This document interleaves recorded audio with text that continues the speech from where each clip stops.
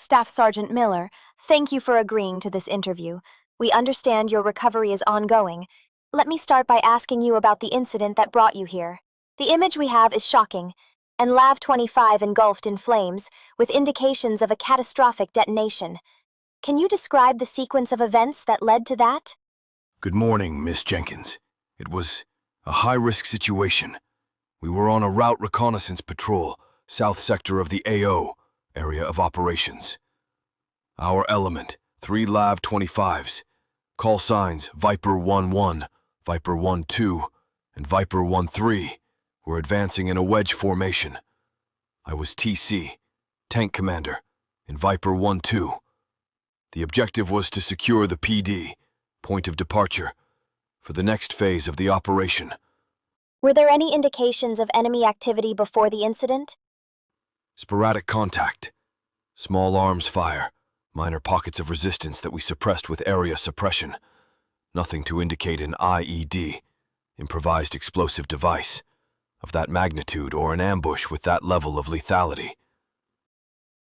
We were executing good sector control, maintaining ROE, rules of engagement. So it was an unexpected detonation? Completely.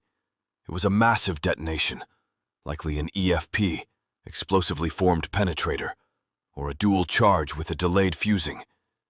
The explosion occurred under the running gear, front left of the hull, directly beneath the driver's compartment. The blast wave. It was brutal. The vehicle lifted.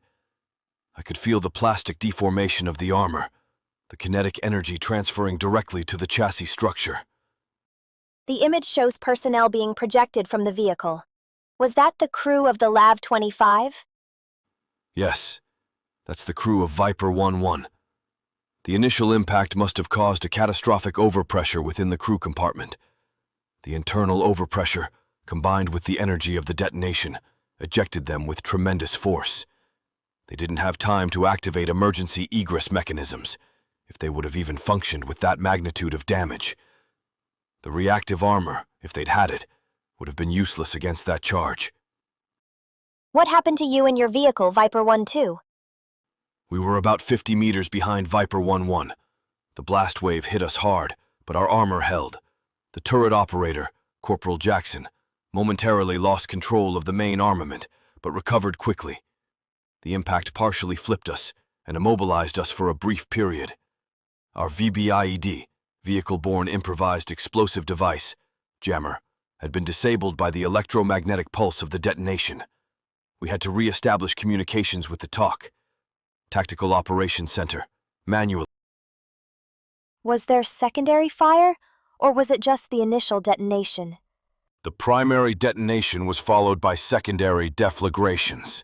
The Lav 25's diesel fuel and on-board ammunition, especially the 25mm Bushmaster rounds and 7.62mm linked ammunition, caused a sequence of internal explosions. Those fireballs, they're the result of the violent combustion and ignition of the pyrotechnic and explosive material.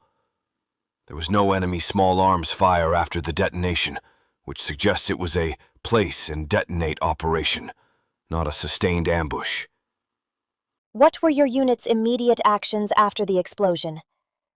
The SOP, Standard Operating Procedure, is to secure the perimeter and conduct damage assessment.